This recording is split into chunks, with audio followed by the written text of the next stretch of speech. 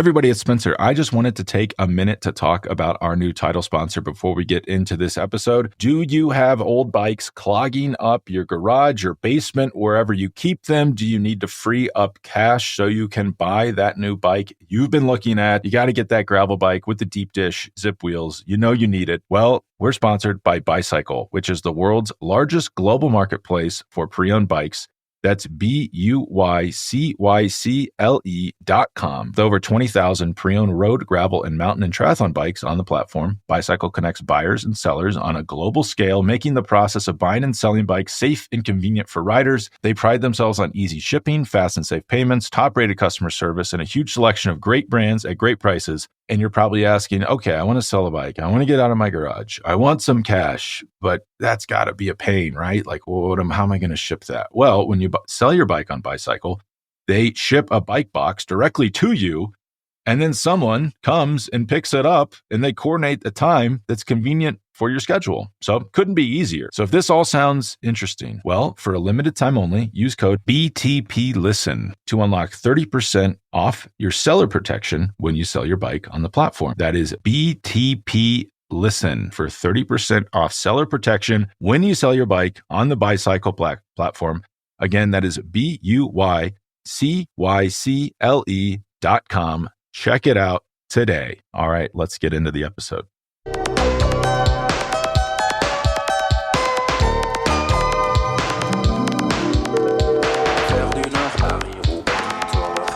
Everybody, welcome back to the Beyond the Peloton podcast. I'm Spencer Martin, author of the Beyond the Peloton newsletter. I'm here with Andrew Vontz from the Choose the Hard Way, the BetterLab.io.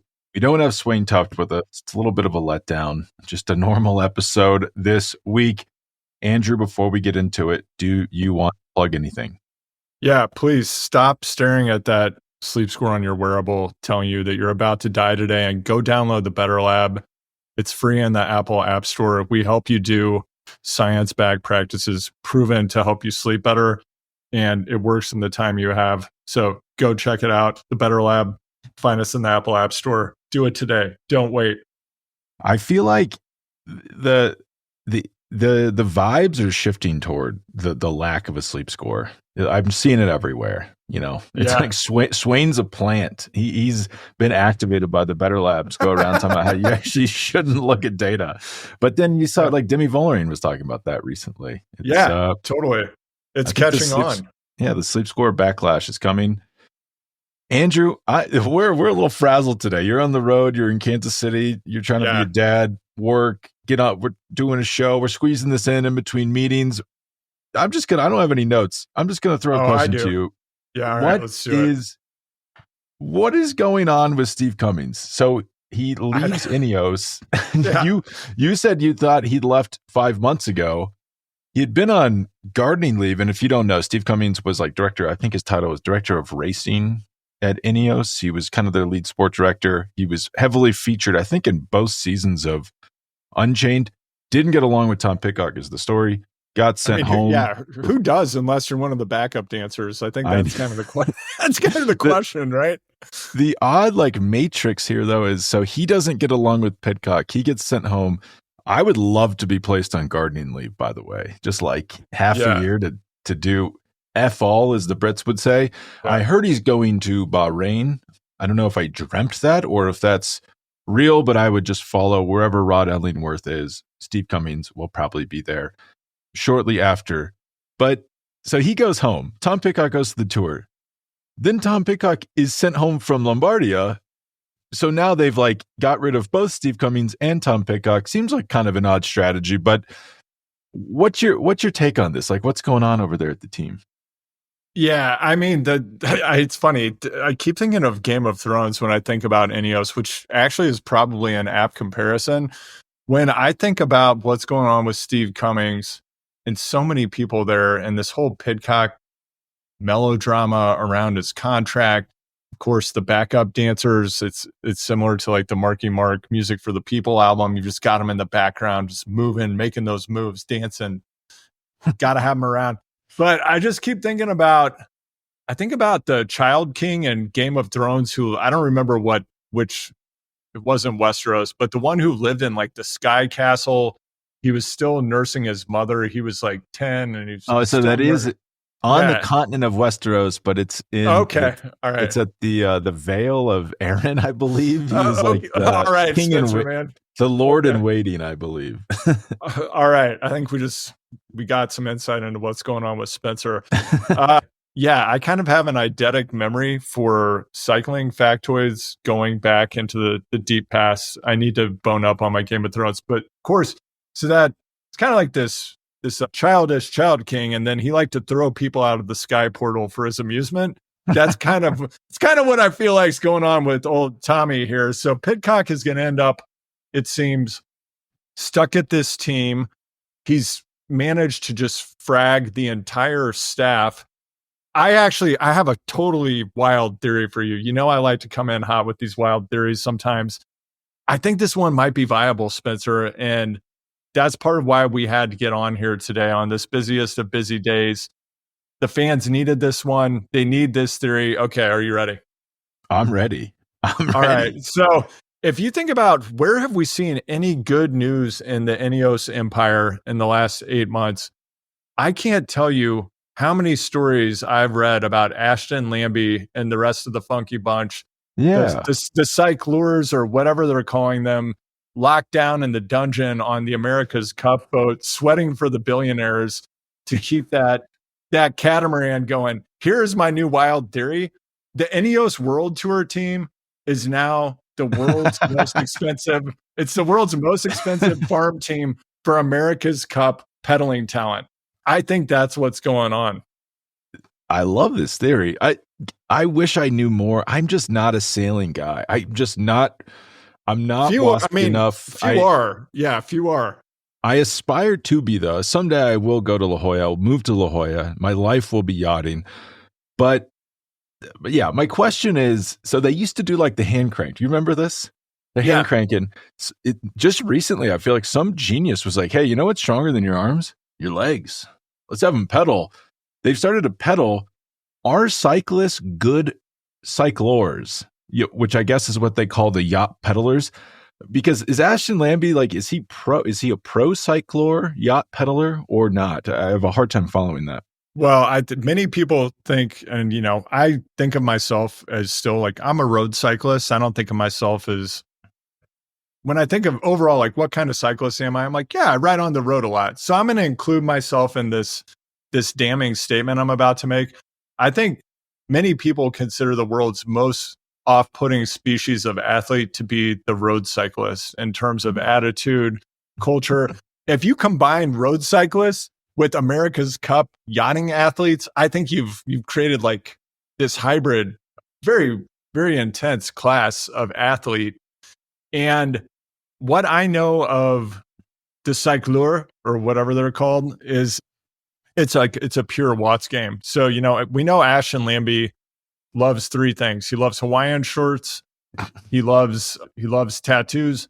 He loves to bang weights. Well, there's a fourth. He loves to put out big watts. Now he can combine all of those. I guess you do have to kind of watch your weight, because I think even a few kilos makes a difference for the overall payload of these vehicles. But you certainly don't have to watch you can be a bit more of that Uno X build, which I think a lot of people would prefer in their day-to-day life. So maybe, Pidcock, massive watts, he could potentially be one of these cyclors, I think. I mean, you could take any of these people and put them in the cockpit, shut the top. It's kind of like the box in Zero Dark 30. They put these riders in, and then they start pedaling. The box. Oh my God. I hadn't thought about that for a minute. That is a great movie, by the way. The rest of the episode is us just live watching Zero Dark 30. You'd think track cyclists would be perfect for this. If you're a track cyclist trying to make some extra money in between Olympic cycles, that's where it's at. I don't know what they get paid, but those boats are expensive. People seem to have money in yachting. We say all this to say, I guess that hot take, the kernel of truth perhaps in there is the team is performing so bad that I actually wouldn't be shocked if this.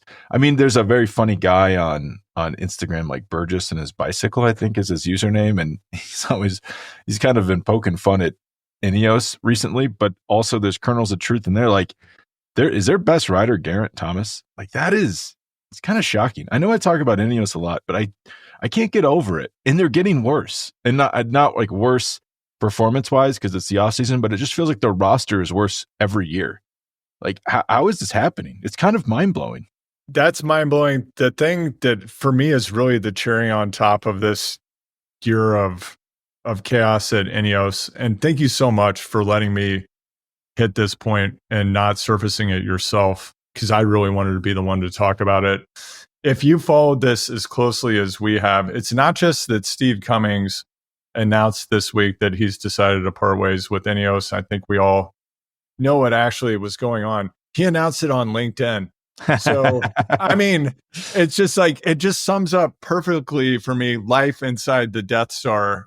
You know, what other cycling team would someone be making the announcement that they're leaving the coaching staff on LinkedIn, the most toxic cesspool social network in the existence of humans? I think Threads would like to have a word, but yeah, that is very Ineos corporate-y.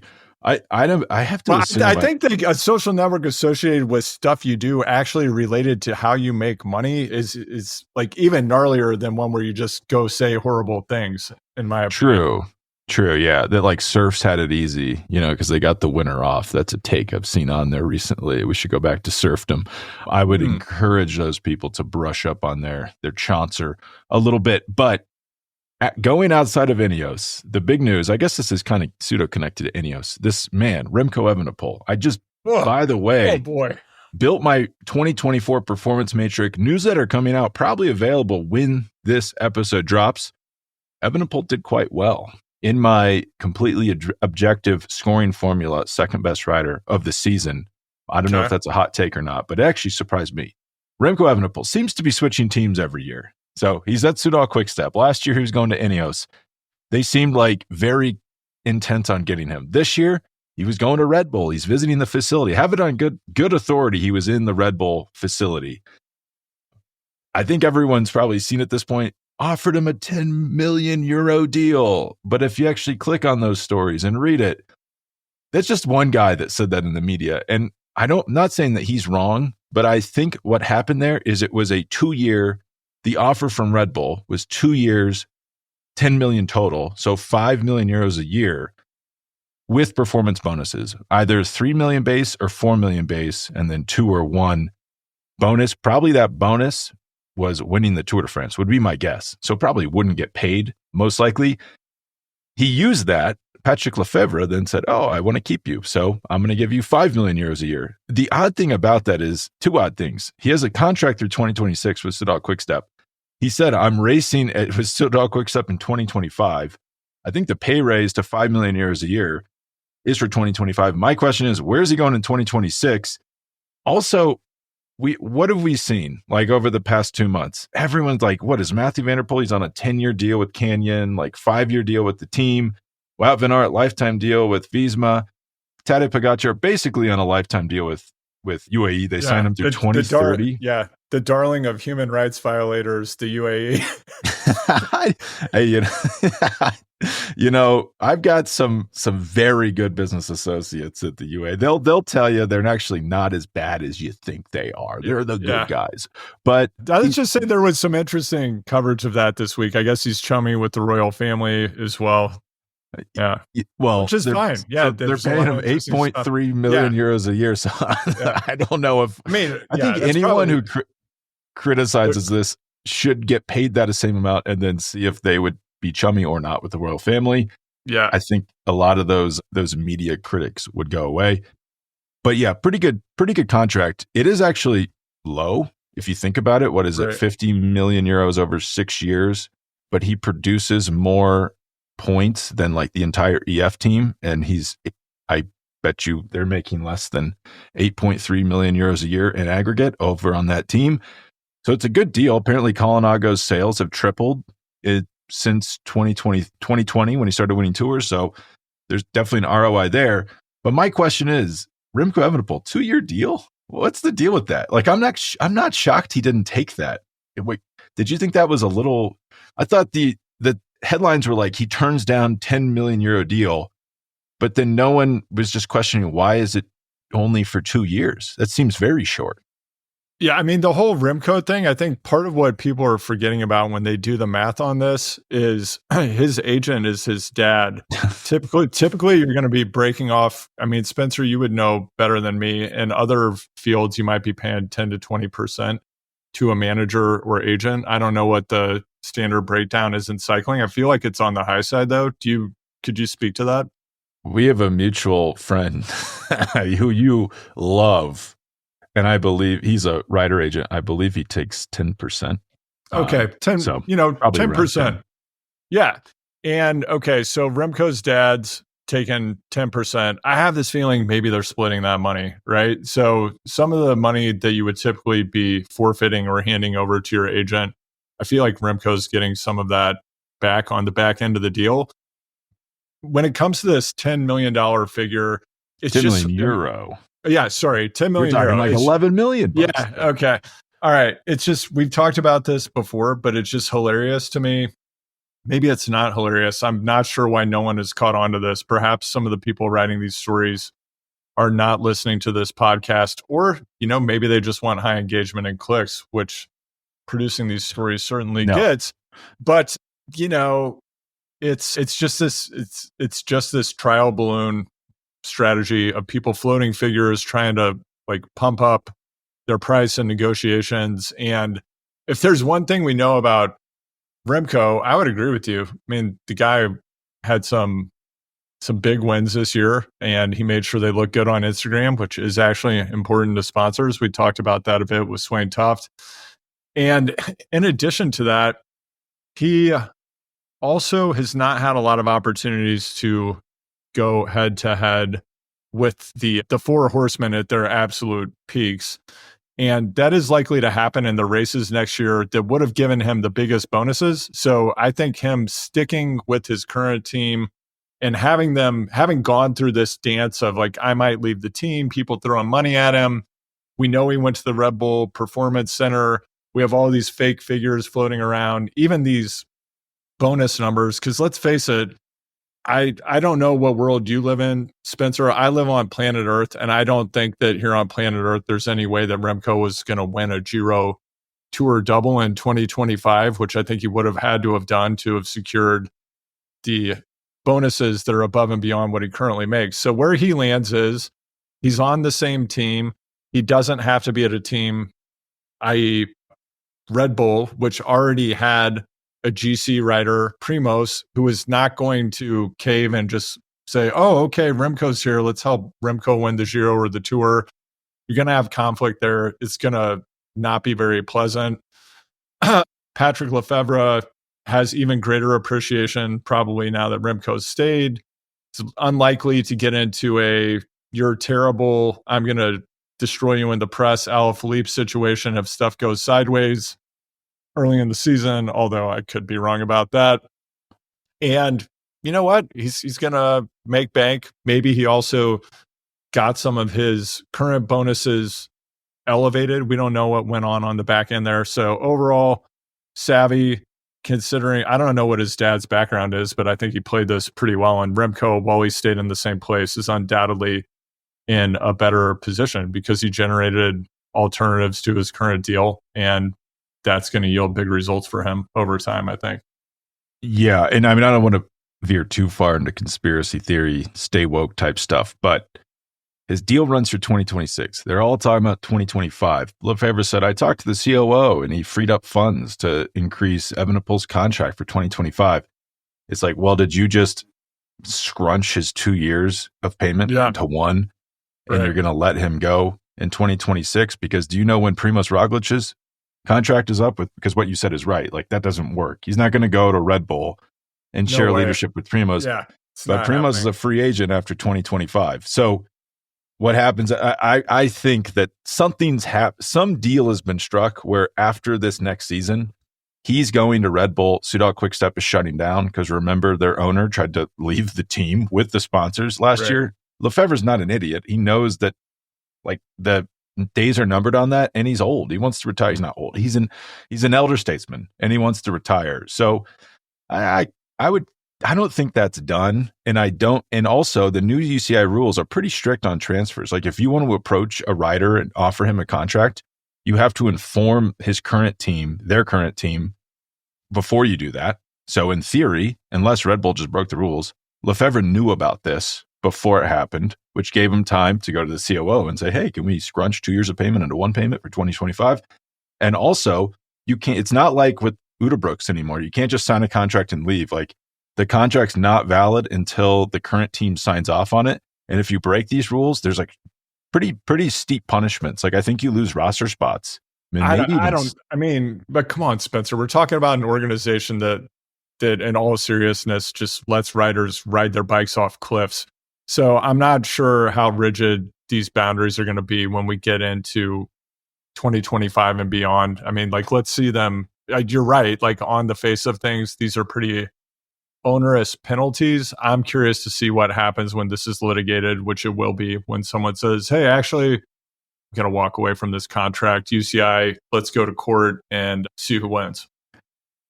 You're like a plant. There is a court case that's going on right now in soccer that is like arguing this exact thing. And it might like basically void every contract in European sports and that riders can just go everywhere when they want to go. I will say though, in this specific case, who do you think the UCI is going to side with? Patrick Lefevre, who's been around forever and has a network deeper than Lake Como, or Ralph Denk, like the German outsider, and Red Bull, which I'm sure they actually don't like. I doubt the UCI likes Red Bull being involved because they think they're like the biggest bully in European sports. Right. And now they're kind of like muscling their way in. It would actually make me quite nervous if I was the UCI, because now you have like an organization, like what's to stop Red Bull? I'm not saying they're going to do this. Right. They get in some argument with the UCI and they say, you know what? We're doing there's not a tour of Germany. There's not a 3-week tour of Germany. Like, what's to stop them from saying like, we're doing the Red Bull tour and it's 3 weeks in Austria and Germany and like screw the Giro. So I don't know how much the UCI likes this. You have a good point though. Like push comes to shove. Do any of these things hold up in court? Potentially not.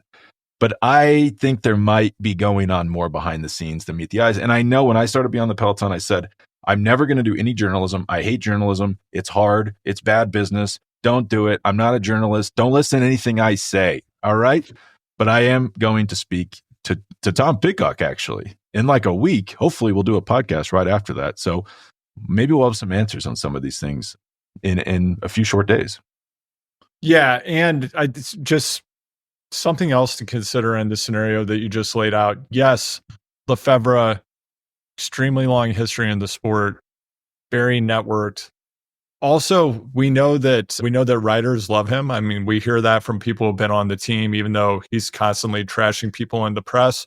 Generally, people who ride for him tend to like him, especially if they are high performing over time and never get on his wrong side. I think what we also know is he's his own worst enemy, and he kind of constantly is making a stream of highly offensive statements that are out of step with the times, and they're they're just plain wrong. Some of his views they're just the wrong views, in my opinion. I don't even think that's my opinion. I think they're demonstrably wrong. Like he said some things about women, for example, that are horrific, and he's wrong. I think there's a question of there could be some point in time when the UCI that just looks the other way. At some point, we'll say, okay, we've actually like really crossed a line here, and we need to move on, and it's time for Patrick to go down to the local pub and stay there.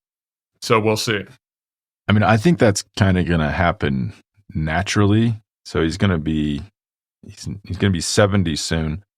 I just don't. I mean, people have forgotten about it, but that's not a good sign for your team when the owner and the sponsor is like, "Hey, I'm leaving to go join Visma." And you're out. Right. Your team's done. Like, yeah. Realistically, can he sign when I think most of his sponsor deals run through 2026. Maybe he loses Remco and he does one more year and then shuts it down. Also on Remco, Lefevre, controversial team manager, that team is pretty good this year. Like from a GC's perspective, I don't think he was ever really isolated. He had Mikel Landa with him. He didn't have to battle a second leader. Right. I don't think Red Bull, at least next year, is a better option. So I get why he stayed. But anything else? Andrew, you want to get off your... I want to say that I got some feedback. I feel like I've come off a little anti-gravel recently. I just for the record, I think pro gravel is like ridiculous. Like there's road racing, gravel racing. It's not on TV a lot of times. Sometimes I'm interested. Some of these athletes interest me. But for my own riding, I ride on gravel like most of the time. And the most recent race I've done is a gravel race. I love gravel racing. My gravel bike is probably, if I had to pick one bike to keep, I would just ride my gravel bike all the time. Can't recommend gravel enough for like participation. I just wanted to put that on the record. Okay. Thanks for putting that in the space, Spencer. I appreciate it. The thing that I started to think about as we're talking about Soudal Quickstep, I was just thinking about Casper Asgreen going to EF and what are we going to see him do at this point? Does he have another big classics win in him potentially? What do you think? Who has left Quickstep and either kept their same performance or gotten better? Can you think of a single rider? What I can tell you is I'm looking at Casper Asgreen's stats. He is 6'3.5" and weighs 165 pounds. Wow. And that's his like racing weight, you know? Yeah. That's at his most leaned out. I actually was texting you, got some strange non sequiturs on stage 7 of the tour, but I was surprised. Like, well, I was like, I'm shocked at how much more handsome the European cyclist is than the American cyclist. There's something going on there, but he's like one of these guys that like they're pretty physically imposing. You don't see that as much at a US race. I think in the US, the idea is you have to be as small as possible. Yeah. Probably because we're GC obsessed. But some of these guys, like if they weren't cyclists, if they just, it's kind of like Geraint Thomas. Like if he just stops riding for a long time, right, he's like an athlete. I mean, Wout van Aert could play center back. And so like he's like a big dude, like 6'3", really muscular. Askreen's the same. You kind of forget how big and strong some of these guys are. Now I sound like Donald Trump. I'm just talking about big, strong guys. Oh man, Spencer. Well, like, okay, so let's save this. So going back to our interview with Swain Tuft, I think he's actually the perfect example. And as you noted, so is Geraint Thomas. In the US, the model is let's start with people who have perhaps a more slight build, and then let's make them even smaller. Let's just like lean these people down to nothing. And Swain talked about that in the World Tour level. 20 years ago, it was the DS would walk around pinching people to see how much body fat they had. Now they just give you a DEXA scan and then they really know. But even today, it's like, hey, how lean are you? That's like how lean and how small. But, Swain's a great example. He said the offseason when he was just focused on mixed martial arts and Brazilian jiu-jitsu, he went up to 205 pounds, no problem. So just like totally different way to think about cycling. And I think this isn't the kind of thinking I expect to come out of USA Cycling, the organization, but I would be looking at injured collegiate football players and other people playing contact sports who definitely have that grit, that grind, the tenacity, and you could just whittle them away as was done with Geraint Thomas and turn these people into absolute beasts on the bike. I think they have the competitive drive. They have the motor skills. They can do the tap lights. By the way, my kids are outside the door. I don't want to ruin this. I do think I'm investing in a tap light set up for the home back in Hope, Maine this Christmas, in addition to the family music room that we continue. You don't want to spoil. They're going to be so pumped about that. Tap lights, Dad? Actually, oh, man. You know what? I've got 2 kids. You do as well. Yours are, not at an age where they can compete like this. I kind of think if I can get them going on the tap lights, I think that it's going to get highly competitive is my feeling. I think it's going to be mom and dad might have some knee injuries from all the cutting we're going to have to do sprinting around to tap them, but I'll keep you posted. I don't think I had this conversation with someone. I don't think it was you. I hope I'm not repeating something I've said in the podcast, but it's always been strange to me that the US taxpayer subsidizes the world's track and field development. Like why? Okay. Like, so if you're a good runner and you're from anywhere in the world, you come to a US college, like a state school, and you develop there because the resources are amazing, subsidized by that state's taxpayers. Strange to me that happens, but I'm surprised. Like I was on a club cycling team in college, and just because it's club doesn't mean that it's not very good support. Like I would say you're at the level at some of these schools, like low, like a D3 level, like a division, like a continental team. It's like free travel. A lot of times you can get a highly discounted bike. If not a free bike, you get free kit, training resources, people to ride with, things like that. I'm actually surprised there's not more pros that come out of the college system. I know you're coming in later, but what you're saying is if there's injured college athletes, it actually makes a lot of sense that college would be then the place to funnel them into cycling, because you don't have the pressure. You're not like, in a pressure cooker to get results with your college team. Like maybe if you're at CU or Fort Lewis or something like that. But most schools, like if you're just a talented, good athlete, like there's this guy, Matt Fontenstiel at the KU, on the KU cycling team. And like to this day, might be the most talented person I've ever ridden with in my life. Like this guy was unbelievable. He's big, like over 200 pounds.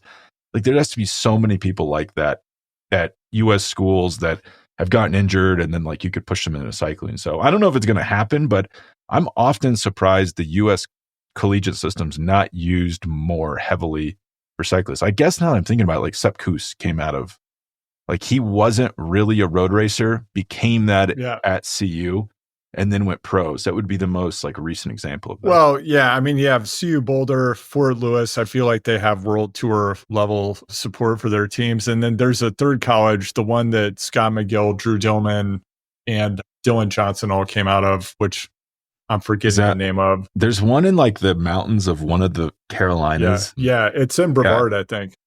I forget the name. Anyway, but I think what we're talking about, this is how disruption happens in industries, and this is actually a great idea. And I think we actually could operationalize this idea to build the world tour team that we have in the works. That would be so fun. I don't think anybody's doing it. If I don't know about you, but I do know a lot of people who've turned out of collegiate sports either due to burnout or injury. And I think one of the biggest challenges people have when they leave that environment is just like the relational or identity aspect of it, because it's just like a huge part of who you are if you're, an athlete in one of these sports, and then suddenly all that infrastructure is gone. Like you don't have people around, you don't have the same source of meaning. We could give people that meaning, and then we could make $10 million deals with Red Bull. Yeah, then we're selling those riders off. That's just not. I mean, people like there's this guy Johnny Savio, like the Drone Hopper team. I think they've become Drone Hopper, where it basically makes his living developing unknown riders and selling them out. Before I go, I just realized something. I didn't text you because I wanted to tell you live on the show. I can't wait to hear this. I saw a report out of Colombia, and I don't know if this is true or not. Joao Almeida, and I only thought of this because Almeida is a rider that left Quick Step and has gotten better, you would say, without question. Mark Cavendish also, I guess, won some races after he left Quick Step. But there's reports out of Colombia that Almeida and Juan Ayuso are scheming to get Tadej Pogacar thrown out of to push him out of UAE so they can lead the team. It's so strange that it has to be true, right? Who would make this up? But at the same time, they might be disappointed to see his buyout clause is 200 million euros. So I don't see him leaving that team anytime soon. But if it's true, it does show a dangerous lack of tethered to reality-ness at that team. And I only bring it up because, I mean, just like, I still can't believe the Galibier. Like Johan Bernil on our show last week was saying, like, well, it doesn't matter if Juan Ayuso is delusional or not. Like, Pogacar is going to be successful no matter what. But the Galibier scenes where you have Pogacar yelling, like, get your ASS to the front, and he's hiding at the back, that is that's like stuck in my mind. I don't think I'll ever get over that. Well, okay, so that's a pretty wild theory. It doesn't seem that far-fetched, again, based on the behavior we observed. I have to wonder, though, if it's actually not a duo, it's a triumvirate. And it's not just for them, it's for the comeback of Miguel Angel Lopez. Oh my God, I forgot about that guy. Wait, what is his status? I do have to I think he might have a decade suspension. I think it's pretty bad. It's like drug trafficking, I believe. Okay, fact. We're not doing journalism right now. Please fact check. He is suspended. You're right, until 2027. All right, not 10 years, but it was like 5 years. Interesting. I don't think he ever tested positive. It was like a drug trafficking bust. That also reminds me of something else I want to say. Francois Thomaseau, like the highly decorated French journalist, I think you guys had the same take. There was this report on Cycling News about all these legal drugs. And I would almost guarantee you this is true, that like the new doping is just using a bunch of legal medications to get as close to a bodily response as an illegal drug would give you. Guarantee you this is happening across the board. But his response was like, doping's a legal issue, not a moral. If it's not illegal, it's not doping. And I do totally agree that it's that simple. But it just reminded me that Lopez never tested positive, but he got caught up in like a legal international drug trafficking scheme and is suspended because of that. Yeah, when they use whatever the Colombian equivalent of the RICO Act is to take you down, I think you're going to have a bad day with the UCI. 2023 Joe Martin stage race. I think that's the last edition that happened. Riley Sheehan wins. Lopez second. So pretty impressive result there. But that was weird. Yeah, weird time where Lopez was blackballed from the European Peloton, came over to the US and just started dominating. Strange times indeed.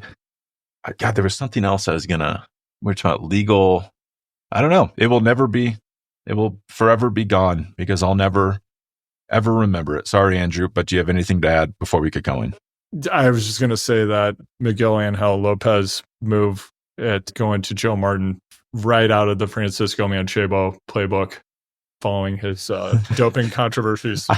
I think he might. I hope he was doing it in a little less of an obvious way. That guy's a legend. Paco Mancebo just crushing everyone in the U.S. Oh, this is what I was going to say. Guillaume Martin, like this is one of these, I don't know how, I want to be careful with what I say, but he's like, oh, I don't use anything. I'm getting dropped. I do 6.5 watts per kilo. In 2016, I was at the front. Now I'm at the back. Just a couple things on that. A, his bike is heavy as shit. It's like a K and a half heavier than everyone else's bike. Probably some of the least aero wheels. Absolutely no aero optimization going on anywhere, bodily position or clothing wise on that team. That alone will take you from the front to struggling to stay at the front. Like I know that even on my bike, on my crappy little rides, I'm going so much faster on the flats than I used to because of aero stuff. But also the man is 55 kilos. So 6.5 watts per kilo, he's doing like 360 watts. It's like, well, yeah, on a really steep climb, that might be competitive. But as we talked with Swain Tuff last week, it's not all watts per kilo. If you're like have an FTP of 360 and you don't have any aero optimization, yeah, it might be kind of hard in some of these races. Yeah, I know we've got a slide. As you know, Spencer, I've been reading Nils van der Poel, the 5K speed skating world record holder and Olympic gold medalist. I've been reading his ebook about how he trained to win the Olympics and set that world record. I'm hoping we can dive into it on a future episode. There was analysis of his report at the time that he wrote it, and there are a lot of tidbits in there that weren't really covered. I think it'd be fun to dive into. Maybe even get Nils here on the show. Well, that will be our homework for next week's show. I'm excited. Yeah. Awesome. All right. Well, thank you so much. And I'll beam in. Well, I'll be beaming in from London with, maybe not with Tom Pidcock, but fresh off a meeting with Tom Pidcock to report back, hopefully some news on Ineos. Yeah.